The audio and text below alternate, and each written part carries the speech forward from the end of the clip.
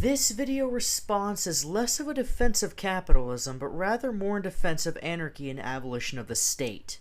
We're looking at a video titled Anarcho-Capitalism, an Absurd Ideology.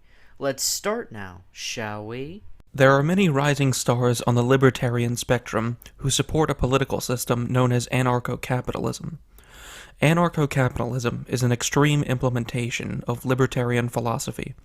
It calls for the abolition of government and for societies to be run purely on individual sovereignty within a free market. In a brief discussion with an advocate for anarcho-capitalism, I encountered some of the usual bewildering arguments for the system.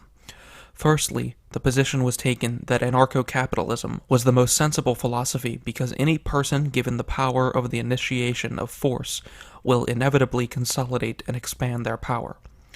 I do not necessarily disagree with that, but I do not believe that the conclusion that anarcho-capitalism best accounts for this follows. My primary rebuttal to this is that if the power to initiate force is not willfully delegated to any entity, then it will be seized arbitrarily. I feel like this person who responded to Charlemagne in these comments didn't fully address the scale of this issue, and opted to use a recycled ANCAP argument. A much better response would have been to ask how under a decentralized system, how any entity could obtain the means to arbitrarily use power. For a state to form in the first place would require monopolization of many sectors of society, funding, and the ability to impose arbitrary laws in the first place. States are built on a principle called consent of the governed, and it would not be in the interest of private companies to cede their industries to the state in favor of arbitrary laws. The only way any state could gain enough power would be through funding by imposing taxation, which would not gain any support as that's a blatant theft of the people's wealth. Arbitrarily using power and imposing taxation requires some kind of enforcement to their arbitration, but gaining centralized law enforcement would not be in favor of private security firms, and they would need to get the people from somewhere, and they're not exactly cheap. With lack of monopoly and competition in the first place, it's very unlikely that enough money could get into the hands of a single person or group to be able to do this, as wealth would be greatly distributed to all sectors and more than the state used to cover. Unless a majority of private companies choose to opt to lose their business to the state, they can somehow enforce their arbitration, and the people choose to be taxed, this can't ever happen. There are inherent checks and balances that are different common interests of the people. At least with a central authority, preferably a small government, but still a government, you at the very least have a known quantity. At least you have some degree of control over it, even if you must constantly wrestle it to contain its power.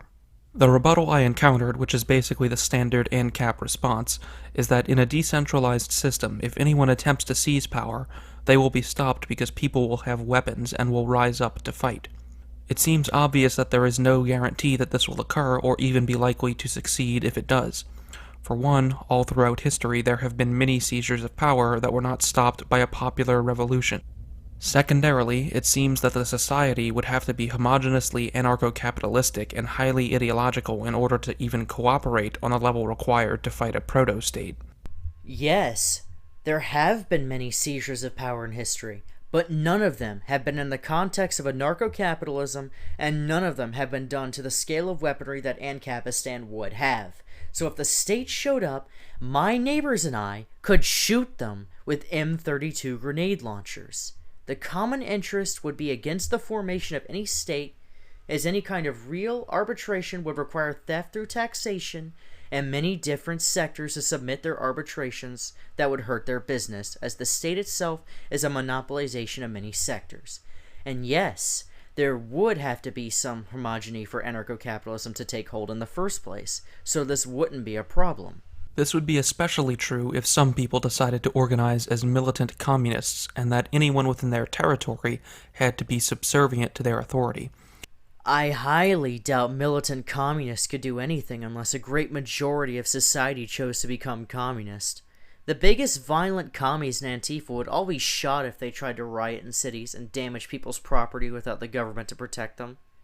Communists are often funded by larger organizations, and I doubt anyone would want to lose their business by having to collectivize their private property.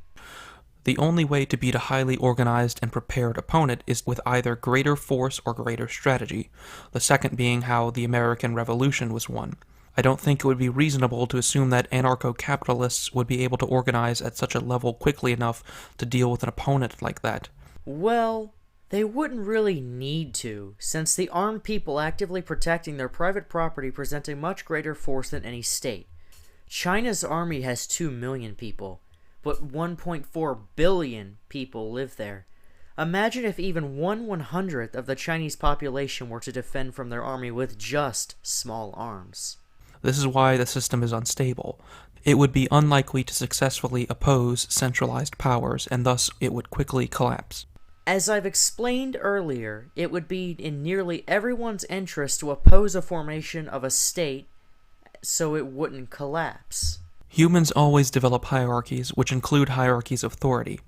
As far as I can tell, the human predilection to authority is almost universally present, so if you want to argue that somehow this tendency can be abridged indefinitely, then you would require extraordinary evidence indeed. For anarcho-capitalism to form in the first place, it would have to be out of a mass rejection of centralized authority, and as I've stated before, it would not be in the common interest to centralize authority into positions of arbitration because that would require people in mass amounts ceding what they've worked for. Humans love liberty, so the ANCAPs have the capitalism part correct at least, but they also love leaders. This is why capitalist republics have been the most successful governments ever. Capitalism is not a form of government, and these republics use crony capitalism and corporatism, which is a stifled form of capitalism.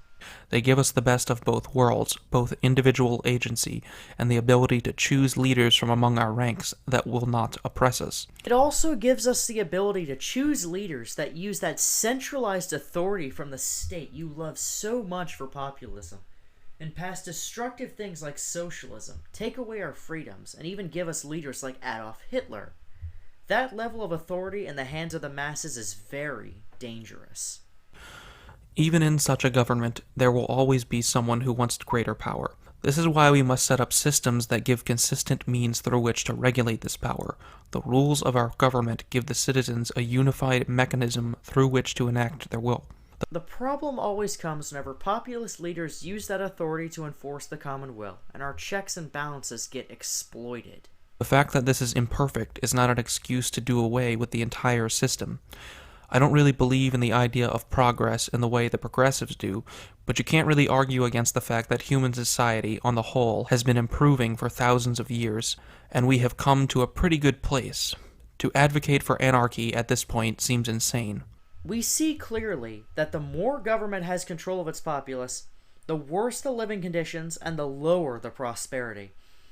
To have higher prosperity, we simply remove the government. It doesn't seem like too much of a leap in logic to me, as all sectors of society can be privately managed. Whenever there is a state, there is a call for anarchy to dismantle it, as the state is an inherent monopoly that can only cause inefficiency. I understand your feelings, though. The state has told you through their public education system that you need them, and it's only consequential that you would view them as a parental figure. Anyway, I don't want to ramble on about this. I just wanted to give you my thoughts on what I view as an absurd ideology. Thanks for listening. That was my debunk of all his claims against anarchism, and I hope you all enjoyed it. If you made it this far into the video, I thank you immensely, as that means so much to me. Please consider subscribing and liking, as that helps me a ton. Thanks for watching, guys.